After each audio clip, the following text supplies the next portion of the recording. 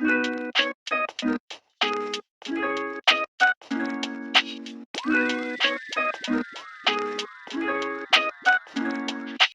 everyone. Welcome back to another episode of the Micro Podcast on Podcasting.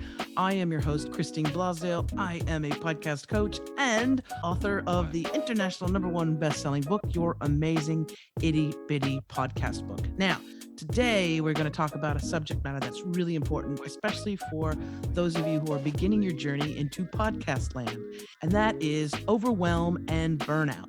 Did you know that statistically, there are many people who begin their podcast journey and only end up doing about 7 episodes and then they call it quits? I'm here to tell you, don't quit. Don't stop. Whatever you do, I know it may seem daunting. I know that sometimes it may seem overwhelming, but you really need to have that consistency. And remember, you never know who is listening to you.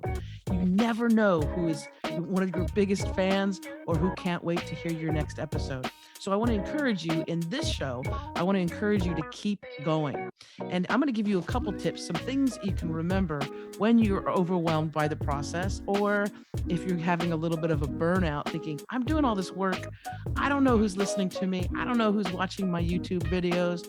Well, today we're going to help you out with a few tips so that you don't get burned out and you don't have overwhelm. Number 1, remember why you did this in the first place. Remember that this is also supposed to be fun. It's not supposed to be a chore. It's not supposed to be something that you dread.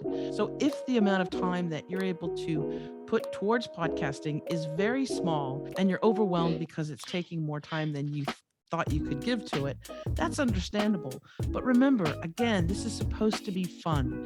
It's supposed to be something that you enjoy doing, and hopefully you'll reap the rewards once you keep continuing. So again, number 1, remember that this is supposed to be a fun process, okay? Your listeners will feel it when they know that you're having fun and you're passionate about what you do, and this is the best way to success. Number 2, take a break. And I don't mean necessarily taking a break from actually producing your show and uploading it into Spotify and Apple Podcasts and your video versions on YouTube. But I'm saying take a break from life in general. Unplug. It is so important. We're so connected to the internet. We're so connected to technology that every now and then we really need to take a moment to disconnect. And that means that sometimes we just need to take a break.